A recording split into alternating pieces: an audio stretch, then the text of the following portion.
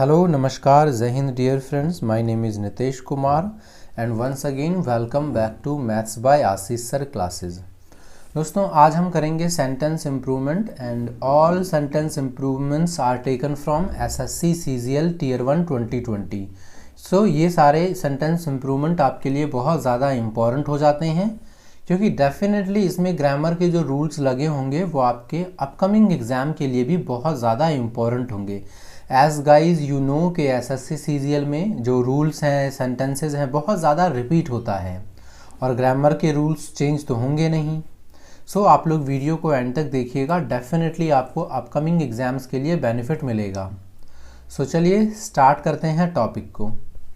हमारा पहला सेंटेंस है while washing your hands rub them together for 20 seconds to remove the microbes on them.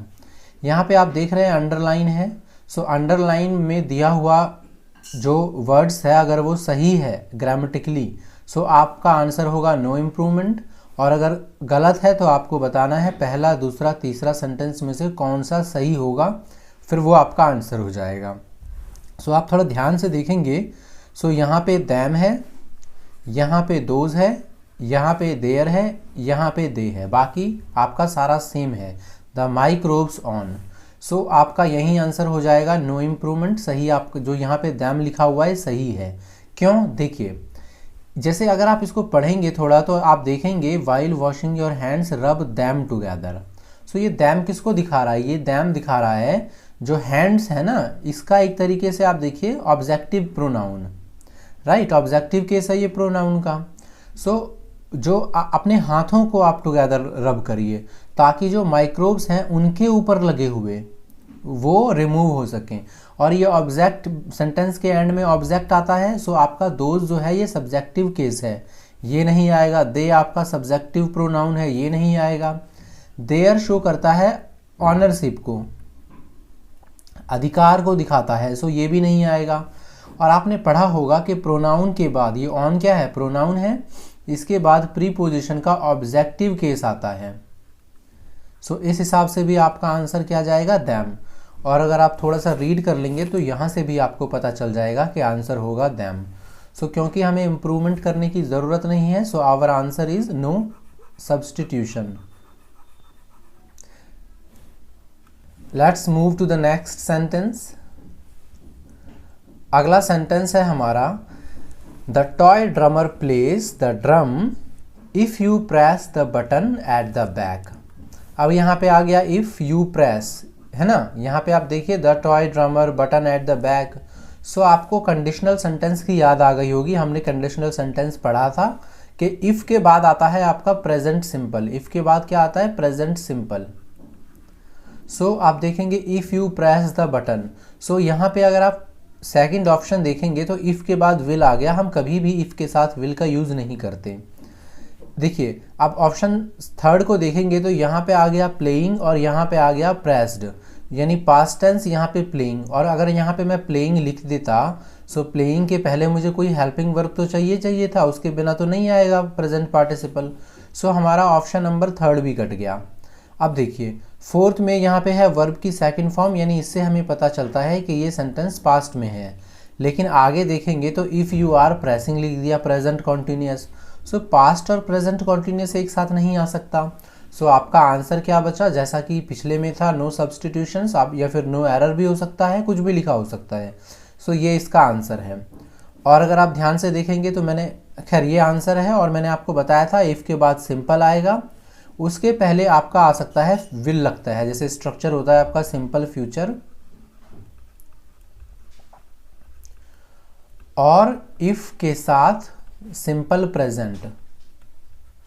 सो यहाँ पे if you press so यहाँ पे आना चाहिए drummer will play. Will play आना चाहिए, बट क्योंकि विल प्ले नहीं है और हमें एक ही सेंटेंस के साथ जाना था, मतलब हमें एक तो ढूंढना ही है. सो फिर हम नो एरर के साथ जाएंगे क्योंकि ये स्ट्रक्चर भी आपका सही है, दोनों प्रेजेंट में शो कर दिया. ये रूल है, ठीक है. लेकिन कुछ कंडीशन में दोनों आपका सिंपल में चला जाता है. सो इस हिसाब से आपका नो सब्स्टिट्यूशन आंसर है. हमारा कंडीशनल सेंटेंस वाला चैप्टर ज़रूर देख लीजिएगा अगर आपको और ज़्यादा अच्छे से एनालिसिस चाहिए तो. अगला देखिए, fierce competition against restaurants have driven up the price. मतलब जो कंपटीशन है बहुत ज़्यादा, किनके बीच? रेस्टोरेंट्स। अब देखिए यहाँ पे हैज़ आ गया है क्योंकि जो कंपटीशन है ये आपका सब्जेक्ट है। ड्राइवन अप द प्राइसेस, उसने क्या किया है? प्राइसेस को बहुत ज़्यादा बढ़ा दिया है। सो हमारा यहाँ पे लिखा हुआ है अगेंस्ट। अब देखिए ऑप्शन क्या है? Among, along, through. So through का मतलब होता है किसी के ज़रिए कुछ चीज़ का काम को होना। अगेंस्ट विरुद्ध को शो करता है, अलोंग के साथ, और अमंग का मतलब होता है के बीच। सो जो कंपटीशन है ये बहुत सारे लोगों के बीच है क्योंकि यहाँ पे रेस्टोरेंट्स हैं। ये प्लूरल फॉर्म है यानी मोर देन 2 होना चाहिए एटलीस्ट। सो अमंग आपका राइट आंसर आएगा क्योंकि अमंग का मतलब होता है बिटवीन। अमंग का मतलब क्या होता है? बिटवीन। फ़र्क सिर्फ ये होता है कि बिटवीन 2 लोगों के लिए यूज़ होता है, वहीं अगर हम अमंग की बात करें तो ये प्लूरल यानी 2 से ज़्यादा के लिए यूज़ होता है। सो रेस्टोरेंट डेफिनेटली प्लूरल है। सो उसको दिखाने के लिए हम अमंग का यूज़ करेंगे यहाँ पे, ना कि अगेंस्ट का। अगेंस्ट मतलब तो विरुद्ध हो जाएगा ना, फियर कंपटीशंस अगेंस्ट रेस्टोरेंट्स नहीं, अमंग रेस्टोरेंट्स सही होगा। अलोंग का मतलब के साथ, थ्रू का मतलब होता है किसी के मतलब कुछ काम किसी चीज़ के जरिए करना, तो वो तो आंसर होगा नहीं। अगला सेंटेंस है, can you give me so many examples of subordinate clauses the teacher asked the class. सबसे पहले आपको ऑप्शन यहाँ पे जो लिखा हुआ है पढ़ना है, सो मैनी एग्जाम्पल्स ऑफ। अब आपको ऑप्शन में जाना है। सो सम मोर एग्जाम्पल्स ऑफ, सम, देखिए सम मैनी मैं काट दूंगा क्योंकि सम का मतलब होता है कई और मैनी का मतलब कई, सुपरफ्लुअस। आप सम के साथ मैनी का यूज़ नहीं करेंगे, या तो सम रखिए या मैनी रखिए। सम के साथ इसी तरीके से फ्यू भी नहीं आएगा क्योंकि सम एक पॉजिटिव वर्ड है जिसका मतलब होता है कुछ, और फ्यू एक नेगेटिव वर्ड है जिसका मतलब होता है कुछ भी नहीं। सो सम के साथ फ्यू नहीं आएगा, हमने 2 ऑप्शन एलिमिनेट कर दिए। अब जरा आप पढ़ेंगे इसको तो आप देखेंगे कि टीचर ने पूछा क्लास से, can you give me some more examples, क्या कुछ और एग्जाम्पल्स दे सकते हो? सो मैनी जो है ना, सो मैनी भी आपका सही होता है और सम मोर भी सही होता है, लेकिन अगर टीचर्स बोलता ना कि I can give you so many examples तो सही होता, बट वो क्वेश्चन पूछ रहा है तो स्ट्रक्चर से हमें साफ साफ पता चल रहा है कि सो मैनी एग्जाम्पल्स नहीं, सम मोर एग्जाम्पल्स सही बनेगा। हमारा ऑप्शन नंबर फर्स्ट ये आंसर है। आगे देखिए, many of the apples was rotten. Rotten मतलब हो गया सड़ जाना का थर्ड फॉर्म है। बहुत आसान है, इस बार कुछ इजी भी पूछे गए थे। देखिए many of the apples, so many जो एप्पल्स है ना यहाँ काउंटेबल है, ये एप्पल्स क्या होता है? काउंटेबल होता है। और मैनी आ गया यहाँ पे, मैनी ऑफ, तो मैनी ऑफ काउंटेबल के लिए यूज होगा और ये हो जाएगा आपका प्लूरल। जैसे ही ये प्लूरल हो गया तो हमारा जो ये वॉज है आप देखेंगे ये सिंगुलर है। सो सिंगुलर है तो गलत हो गया। सो जब ये गलत हो गया तो मेरा नो सब्सटीट्यूशन आंसर तो नहीं होगा, we need to improve this. So plural आना चाहिए। सो वॉज भी कट गया, इज भी कट गया। सो आपका राइट आंसर हो जाएगा वर रोटन। अगर आर होता तो वो भी सही होता क्योंकि हम डिफाइन नहीं कर सकते कि ये प्रेजेंट की बात कर रहा है या पास्ट की बात कर रहा है, इसीलिए आंसर में आपको ऑप्शन में कहीं भी आर नहीं दिखा। ठीक है, देखिए सीजीएल प्री में मैंने नोट किया कि कुछ ऐसे क्वेश्चंस आए थे, मतलब यह तो दोनों ही सेट में इजी ही था, मतलब एक सेट में जैसे 2 पूछा जाता है तो दोनों ही इजी था, किसी में दोनों ही टफ था। सो इस तरीके से पूछे गए हैं, कहीं इजी कहीं टफ। अगला देखिए, Although the children studied hard, but they could not understand the topic without the help of the teacher. अब ये वाला बहुत इंपॉर्टेंट है, ऐसे वाले एग्जाम में पूछे जाते हैं कई बार, जिसमें सेंटेंस की स्टार्टिंग किससे हो रही होती है? although से। और आप इसका याद रख लीजिए कि although का जो पेयर होता है वो but नहीं होता, वो क्या होता है? yet। although का पेयर क्या होता है? yet। सो जब हम ऑप्शन देखेंगे तो मैंने ऑप्शन में देखा तो मैंने देखा कि यहाँ पे मेरा but है, यहाँ पे मेरा बट है। सो ऐसा करते ही मेरा ऑप्शन नंबर फर्स्ट भी कट गया, ऑप्शन नंबर सेकंड भी कट गया, ऑप्शन नंबर थर्ड भी कट गया। क्यों? क्योंकि we have to improve this, but can not come in the with along, right. So हमारा ऑप्शन नंबर एक ही बचा, although the children studied hard they could not understand the topic. अब आप कहेंगे सर यहाँ पे तो येट नहीं आया, तो देखिए दोनों चीज़ें याद रखनी है। ऑल्दो के बाद या तो आप येट लगाएंगे या हार्ड येट दे, या तो ये बनता, या फिर आप येट की जगह क्या यूज़ कर सकते हैं, आप कॉमा यूज़ कर सकते हैं। तो दोनों में कंडीशन में ये सही होगा। सो आई होप आपको ये बात क्लियर हो गई हो। कोई डाउट होगा so put your doubt in comment box. Our next sentence is the place is too much noisy. ये एडजेक्टिव केस है, मैंने आपको बहुत अच्छे से बताया हुआ है एडजेक्टिव में कि टू मच, इसके बाद आपका हमेशा एक नाउन होता है और मच टू, इसके बाद एक एडजेक्टिव यूज होता है। लेकिन यहाँ पे जो आपका दिया हुआ है नॉइसी, नॉइसी क्या है, किसी भी नाउन को डिफाइन कर देगा ना, यार ये रूम बड़ा नॉइसी है, ये प्लेस बड़ा नॉइसी है। सो ये हमारा एडजेक्टिव हो गया, और एडजेक्टिव हो गया तो ये गलत हो गया। क्यों? क्योंकि टू मच के बाद क्या आना चाहिए, टू मच के बाद आना चाहिए हमारा नाउन।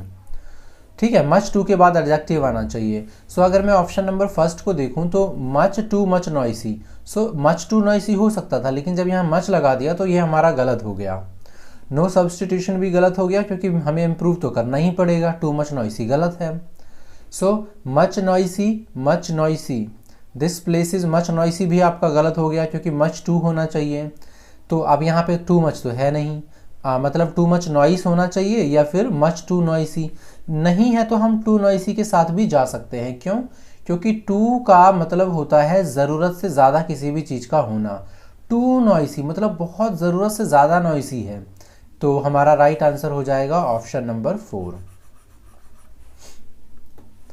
अगला देखिए, Sholay is one in the most popular Hindi movies. So ना यहाँ पे क्या किया जा रहा है, हालांकि आप चाहें तो वीडियो पॉज करके खुद से भी ट्राई कर सकते हैं एक बार। शोले को यहाँ पे सेपरेट किया जा रहा है हिंदी मूवीज़ में, बताया जा रहा है कि वो बहुत सारी मूवीज़ जो बनी है ना, ये प्लूरल है, बहुत सारी जो मूवीज़ बनी हैं उसमें से एक बहुत ही ज़्यादा पॉपुलर मूवी है शोले। सो जब भी आप किसी चीज़ को सेलेक्ट करते हैं तो इन नहीं आएगा, ऑफ आएगा। आपने ये बात, ये इस टाइप का स्ट्रक्चर, ये बात तो हो ही नहीं सकता कि नहीं पढ़ा हो। वन ऑफ आपने ज़रूर पढ़ा होगा। वन ऑफ का मतलब भी मैंने कई बार बताया हुआ है, इसका मतलब होता है बहुत सारे चीज़ों में से एक को छांटना। One of the most popular. So आपका पहला आंसर कट गया, सेकंड कट गया और लास्ट का भी कट गया। सो आपका एक ही आंसर बचा, वो बचा ऑप्शन नंबर 3। ये आपका राइट आंसर होगा। आगे देखिए, much of the truth about the mysterious death of her PAT was not revealed. अभी आपने एक सेंटेंस पढ़ा था ना, मैनी ऑफ द एप्पल्स। सो वहाँ पे मैंने बताया था मैनी होता है काउंटेबल के लिए और उसके साथ काउंटेबल आना चाहिए, बिल्कुल। लेकिन उसी के कॉन्ट्रास्ट अगर मैं बात करूँ मच की, सो वो आता है अनकाउंटेबल के साथ। मच किसके साथ आता है? अनकाउंटेबल के साथ। You can not use many milk, okay, but you can use much milk. So हमारा यहाँ पे जो मच आएगा वो आएगा अनकाउंटेबल के साथ। सो अब हम यहाँ पे देखते हैं क्या इसके बाद अनकाउंटेबल है, बिल्कुल अनकाउंटेबल है, ट्रूथ अनकाउंटेबल हो गया। सो इसीलिए हमने इसको प्लूरल बनाया था, आपको याद होगा। लेकिन यहाँ पे ये बन जाएगा आपका सिंगुलर।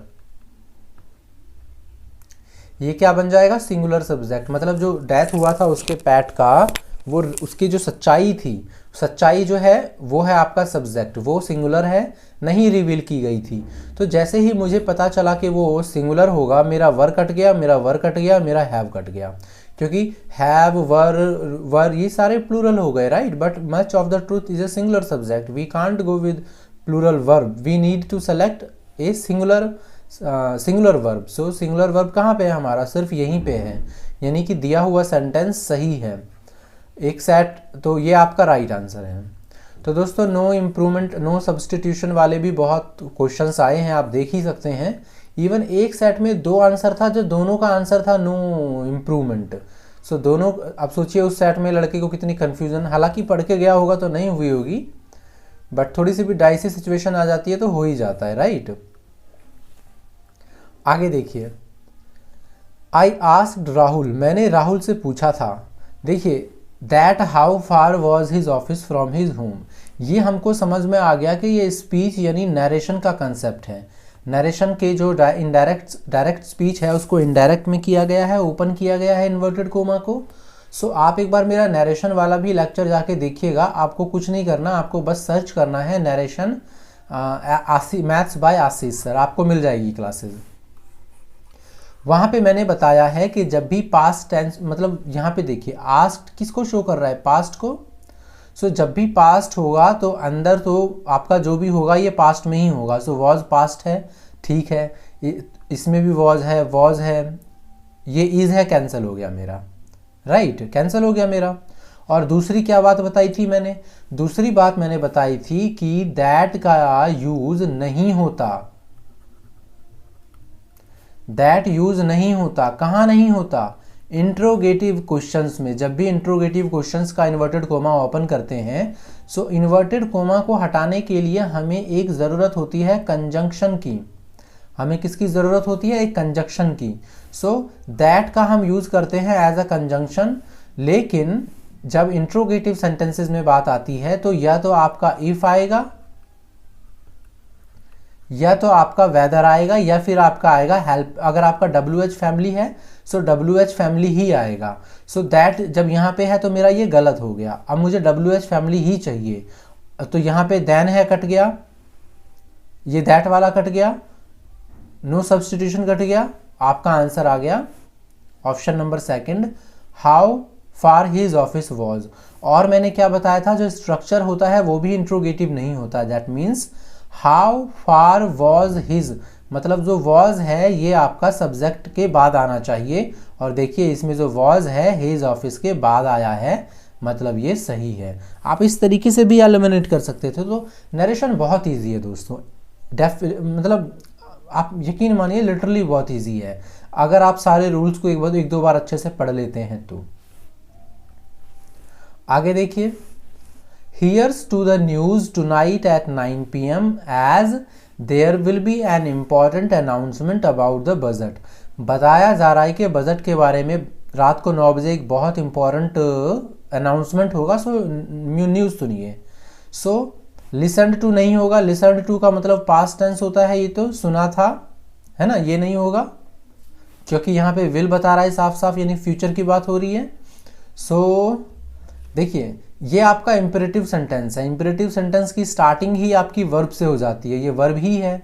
लेकिन वहाँ पे ना एस या ई एस वाला नहीं आता, विदाउट एस या ई एस आता है। जैसे आपने पढ़ा होगा, may God help you, long live the king, live long the king.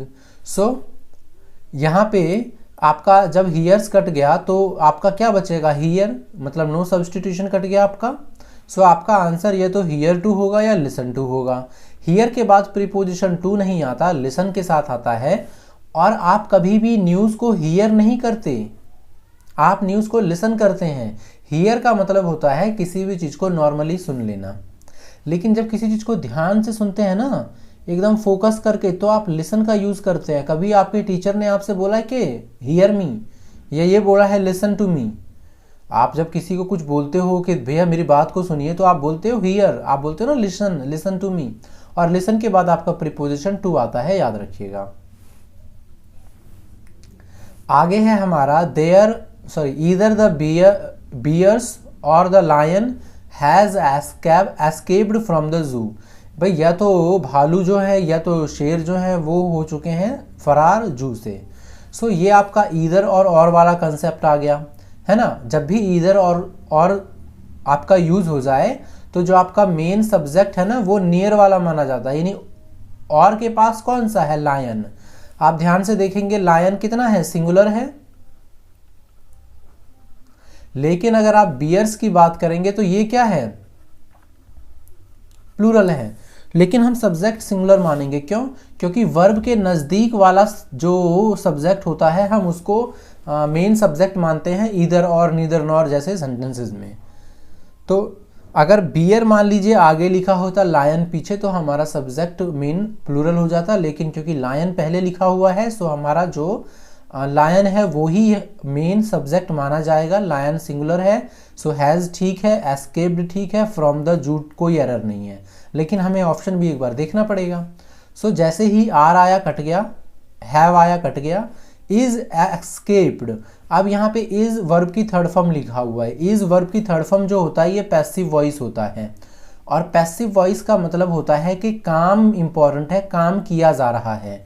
So यहाँ पे लॉयन या बियर भाग रहे हैं, वो खुद भाग रहे हैं, उनको भगाया नहीं जा रहा है। जब भगाया नहीं जा रहा है तो फिर हमारा पैसिव वॉइस क्यों आएगा? सो इसमें जो राइट आंसर है ये है हमारा नो सब्स्टिट्यूशन। हमें कोई ज़रूरत नहीं है इसको इम्प्रूव करने की।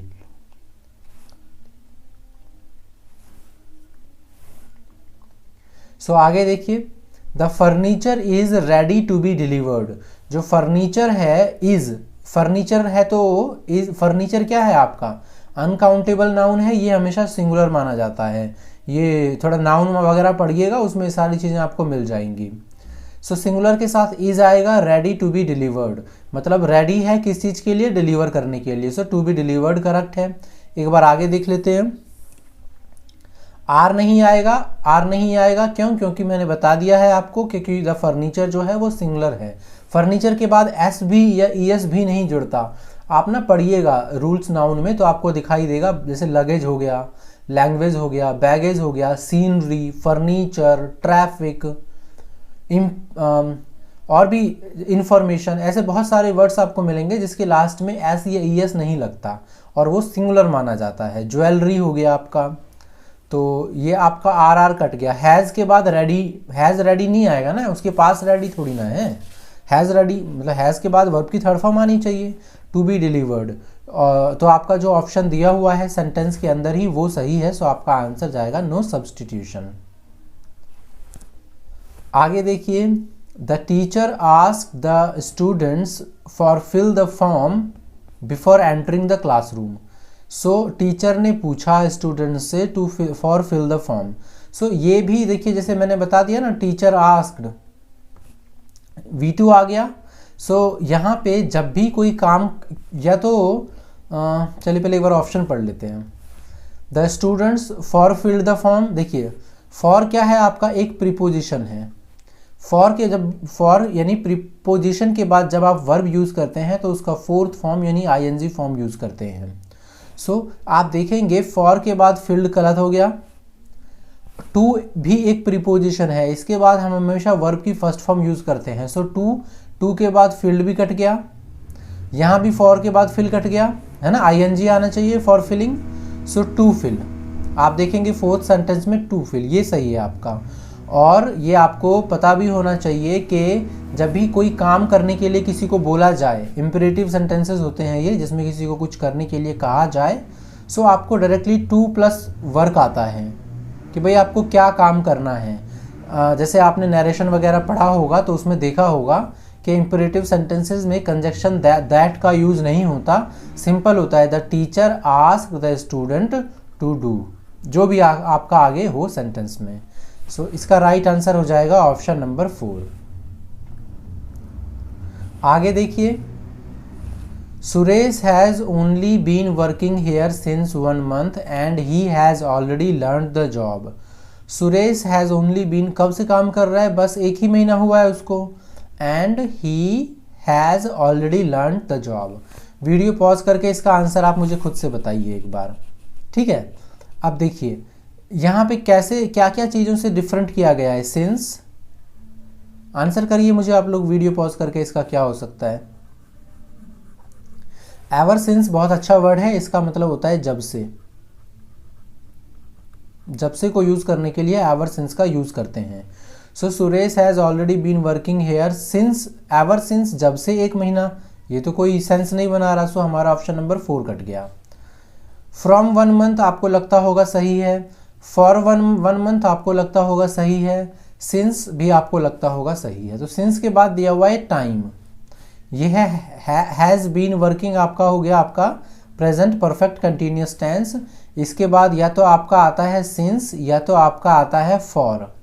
अब यहाँ पे अगर ड्यूरेशन दिया हो, भाई कितने टाइम से काम, कितना समय हो गया काम करते करते, तो आपका फॉर आता है। अगर स्टार्टिंग पॉइंट बता दी हो सो आपका सिंस आता है। तो इन्होंने ये, तो अगर यहाँ पे लिखा होता ना सिंस जनवरी, सिंस मंडे या सिंस कोई ईयर दे दिया होता तब आपका सिंस सही था। बट यहाँ पे क्योंकि आपको ड्यूरेशन दिया हुआ है कि भाई कितना काम हुआ है, सो आप सिंस नहीं 4 लगाएंगे। सो 4 कौन से ऑप्शन में है? फर्स्ट ऑप्शन से। ये आपका सही हो गया, सारे आपके आंसर्स गलत हो गए।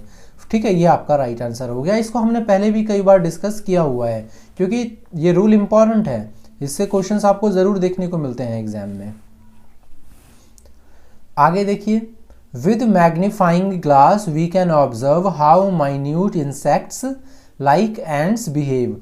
मैग्नीफाइंग ग्लास से हम ऑब्जर्व कर सकते हैं कि जो छोटे छोटे होते हैं इंसेक्ट्स लाइक आंट्स, वो कैसे बिहेव करते हैं। सो यहाँ पे अब मैं जस्ट सब ऑप्शंस को ऑब्जर्व करूँगा तो मुझे विद मिलेगा, मुझे बाय मिलेगा, मुझे यूजिंग मिलेगा, मुझे विद ए मिलेगा। सो अब मैं कैसे आंसर को करूँगा? देखिए, प्रीपोजिशन अगर आपने पढ़ा हो ना, ये बात बताई भी गई है पहले लेक्चर्स में, कई मतलब इंपॉर्टेंट है ये बहुत चीज़। सो कई बार डिस्कशन किया गया है, इससे बहुत क्वेश्चंस बनते हैं कि जब भी कोई व्यक्ति काम करता है तो उसके लिए जब एजेंट व्यक्ति हो तो हम बाय का यूज़ करते हैं, लेकिन अगर हम किसी इक्विपमेंट का यूज़ करें तो हम इसके साथ विद यूज़ करते हैं। I write with pen, I beat that person with stick, he killed the snake with rod. So अगर हम कोई इक्विपमेंट यूज़ करते हैं तो विद आता है, कोई पर्सन को शो करना हो तो बाय आता है। सो यहाँ पे जो विद है वो सही होगा, तो बाय आपका कट गया क्योंकि हम मैग्नीफाइंग ग्लास की वजह से देख रहे हैं ना, ये इक्विपमेंट है। सो बाय कट गया, यूजिंग मैग्नीफाइंग ग्लास कट गया। सो अब आपका बचा ये आपका ऑप्शन नंबर फर्स्ट, सॉरी ये तो नो इम्प्रूवमेंट, ये तो विद। अब क्योंकि मैग्नीफाइंग ग्लास, ये अगर ग्लास होता सिंपल तो भैया हमें नहीं पता किस ग्लास, मतलब हो सकता है ना ग्लास कांच के लिए यूज़ किया जाए तो वो अनकाउंटेबल हो, लेकिन यहाँ पे मैग्नीफाइंग ग्लास की बात की जा रही है। मैग्नीफाइंग ग्लास ये होता है ना लेंस, जिसको हम बोलते हैं, जिस जासूस वगैरह जिससे चीज़ों को देखते हैं। सो ये जो इक्विपमेंट हो गया ना, काउंटेबल हो गया और सिंगुलर भी हो गया क्योंकि सिंगल ग्लास है, तो फिर आप ए के साथ जाएंगे और आपका राइट आंसर हो जाएगा with A magnifying glass. Clear है दोस्तों? काफ़ी अच्छा एफर्ट लग रहा है, मतलब मुझे लग रहा है कि आप लोगों को अच्छी लग रही होंगी क्लासेस, क्योंकि मैं रूल्स वगैरह भी आपको अच्छे से डिस्क्लोज कर रहा हूं। तो प्लीज़ आप लोग मुझे बताइए वीडियोस कैसे लग रहे हैं आपको। चलिए आगे देखते हैं। 50 litres of milk are donated by the committee to the orphanage every week. यानी 50 लीटर जो मिल्क है वो डोनेट किया जाता है by the committee to the orphanage every week. क्या आंसर हो सकता है? देखिए, are donated by the committee, are donated by a committee, no sir, are being donated by the committee या is donated by the committee. आप सभी ने पढ़ा होगा काम इसमें नाउन में, कलेक्टिव नाउन में, जैसे यहाँ पे क्या लिखा हुआ है 50 litres of milk. So are donated by the committee. अब आप ये मत सोचिएगा कि यहाँ पे मिल्क है तो इज आना चाहिए, हालांकि मैंने आपको थोड़ी देर पहले बताया था ना कि मिल्क क्या होता है, अनकाउंटेबल नाउन होता है, और जो भी अनकाउंटेबल नाउन होते हैं दे आर कंसिडर्ड सिंगुलर, तो उसके साथ इज आना चाहिए। तो यहाँ पे आप इस मिल्क के हिसाब से इज मत लीजिएगा, ये बात सही है कि यहाँ पे आर नहीं आएगा, इज आएगा, लेकिन आपको ये भी पता होना चाहिए कि इस मिल्क के हिसाब से आर नहीं, इज नहीं आएगा। यहाँ पे देखिए, यहाँ पे बात की जा रही है 50 लीटर्स की। मिल्क इम्पॉर्टेंट है लेकिन बात की जा रही है 50 लीटर्स। सो लीटर्स तो काउंटेबल होता है ना, तो फिर आप बोलेंगे इस हिसाब से तो ये प्लूरल होना चाहिए। मैं आपको समझाता हूँ। आपने एक रूल पढ़ा होगा कि कुछ सर्टेन वेट होते हैं या सर्टेन आपका टाइम हो गया या सर्टेन लेंथ हो गई, जब इनको एज अ सिंगल यूनिट किया जाता है ना यूज़, आपको याद आ गया होगा रूल, जब इनको as a single unit use किया जाता है तो वो आपका सिंगुलर नाउन माना जाता है, और जैसे ही ये सिंगुलर नाउन बन गया सो आपका आर कट जाएगा, आर की जगह आना चाहिए इज। क्लियर है? क्योंकि ये सिंगुलर यूनिट की तरह काम कर रहा है, not because of milk. So are cut गया, नो सब्सटीट्यूशन कट गया, आर कट गया, इज, ये हमारा राइट आंसर है।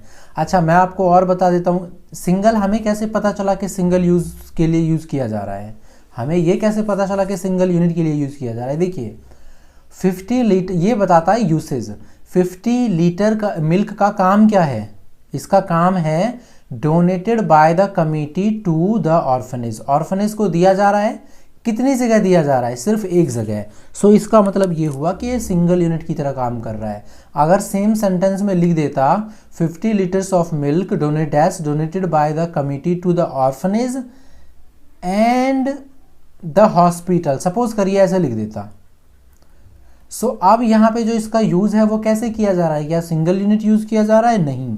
Now it is being used as double unit, more than single. So जैसे ही मोर देन सिंगल हुआ तो यहाँ पे फिर आपका आर सही हो जाता। अब इसीलिए मैंने आपको बताया था कि मिल्क के हिसाब से इज आर नहीं आएगा यहाँ पे, क्योंकि मिल्क मेन नहीं है यहाँ पे, मेन सब्जेक्ट यहाँ पे 50 लीटर्स है। सो इसको अगर सिंगल यूनिट यूज किया गया है तो सिंगुलर, और सिंगल यूनिट, हालांकि एग्जाम में अभी तक जितनी बार भी क्वेश्चन आया है सिंगल यूनिट ही आपको शो किया गया है, बट मैं आपको बता रहा हूं कि अगर एज डबल यूनिट यूज करना होता तो कैसे कर सकते थे। तो अब आपको समझ में आ गया होगा इस क्यों आया है। आगे देखिए, the apples A day keeps the doctor away. Apple क्या है, आपका नाउन है, और इसका अल्फाबेट साउंड जो हो रहा है वोवेल हिंदी के अ स्वर से हो रहा है। So the Apple, A Apple, Apple के पहले एन लगेगा, नो सब्सटीट्यूशन नहीं होगा। सो आपका आंसर हो जाएगा एन एप्पल, एप्पल के पहले लगना चाहिए आपका an apple a day keeps the doctor away. ये पढ़ा भी होगा आप लोगों ने कई बार। अगला देखिए, after the old building was pulled out the building contractor served the progress of the work. So पहले पुरानी बिल्डिंग को क्या किया गया, नीचे गिराया गया, फिर उसके बाद जो बिल्डिंग कंस्ट्रक्टर था उसने सर्वे किया प्रोग्रेस, काम की प्रोग्रेस का। सो देखिए, पुल आउट का मतलब होता है कि ये फ्रेजल वर्ब से रिलेटेड है। फ्रेजल वर्ब इम्प्रूव्ड किया होगा आपने, तभी आप इसको सॉल्व कर पाएंगे। पुल आउट का मतलब होता है जैसे पुल आउट कर लेना, बाहर निकाल लेना, क्या वर्ड, विड्रॉ कर लेना बेसिकली। सो आपका अब विड्रॉ तो नहीं किया गया होगा ना ओल्ड बिल्डिंग को, सो ये नो सब्स्टिट्यूशन कट गया। पुल अप और पुल ओवर दोनों कट गया। आपने पढ़ा होगा, ये पहले भी कई बार यूज किया गया है, पुल डाउन। पुल डाउन का मतलब होता है कि किसी भी स्ट्रक्चर को डिमोलिश करना। जब भी कोई मतलब किसी चीज को धड़ाम से नीचे की तरफ गिराते हैं तो उसके लिए हम पुल डाउन का यूज करते हैं। तो पुल डाउन इसका राइट आंसर है। हमारे फ्रेजल वर्ब के भी हैं ऑलरेडी वीडियोस, आप देख सकते हैं उनको, और भी आगे आते रहेंगे। आगे देखिए, Sunil have been working as a personal assistant to the director for 2 years. देखिए सेम रूल पे फिर से क्वेश्चन आ गया, फॉर 2 ईयर्स। यहाँ पे देखिए 2 ईयर्स जो है ये ड्यूरेशन को शो कर, है ना, अभी मैंने आपको बताया ना सेंस और फॉर कब यूज होता है, ड्यूरेशन शो कर रहा है तो हमारा 4 आ गया। अब सुनील सिंगुलर सब्जेक्ट है, इसके साथ हैव तो नहीं आएगा, आपका हैज़ आएगा। सो हैज़ इज वर्किंग नहीं, क्यों, क्योंकि यहाँ पे फॉर और सिंस जो होता है वो आपका परफेक्ट कंटिन्यूस टेंस में होता है, तो प्रेजेंट परफेक्ट कंटिन्यूस टेंस का यहाँ पे स्ट्रक्चर बन रहा है, सो इज नहीं आएगा। ये भी कट गया आपका, हैज़ बीन वर्किंग या हैज़ बीन वर्कड, वर्कड नहीं होगा, हैज़ बीन वर्किंग होता है, हैज़ बीन वर्ब की fourth form, has been work तो आपका पैसिव वॉइस हो जाएगा, ठीक है, जबकि हमें एक्टिव वॉइस लेना है कि भाई सुनील काम कर रहा है। ये स्ट्रक्चर अभी हमने थोड़ी देर पहले भी डिस्कस किया था आपके साथ, याद होगा आप सभी को। आगे देखिए, the herd are grazing in the fields far away from the farmer's hut. So heard का मतलब क्या होता है, हर्ड ना एक कलेक्टिव नाउन है जो बोला जाता है मवेशियों के झुंड। मवेशी होते हैं जैसे गाय बकरी ये सब हो गया, ठीक है, इनके ग्रुप को बोला जाता है हर्ड। और कलेक्टिव नाउन कैसे यूज होता है, कलेक्टिव नाउन को माना जाता है सिंगुलर, राइट, कलेक्टिव नाउन को सिंगुलर माना जाता है। सो यहाँ पे आर नहीं आएगा, यहाँ पे क्या आएगा, is. So the heard is grazing हो सकता है, द हर्ड हैज़ ग्रेजिंग नहीं होगा, हैज़ के बाद वर्ब की थर्ड फॉर्म आना चाहिए, इज के बाद ग्रेज्ड पैसिव वॉइस बन गया आपका। सो आपका जो राइट आंसर है ये क्या हो गया, ये हो गया आपका option number first, the heard is grazing. तो दोस्तों आपका जो फर्स्ट पार्ट है हमने कर दिया, वीडियो की लेंथ भी काफ़ी हो गई है, मैं चाहूँगा आप इसको पहले कंप्लीट करिए, इसके बाद पार्ट सेकंड भी आ जाएगा। आप लोग सब्सक्राइब कर लीजिए इस चैनल को, वीडियो को लाइक कर दीजिए, कुछ कहना है तो कमेंट बॉक्स आपके लिए ओपन है। तो चलिए मिलेंगे आपसे नेक्स्ट क्लास में, तब तक के लिए जय हिंद।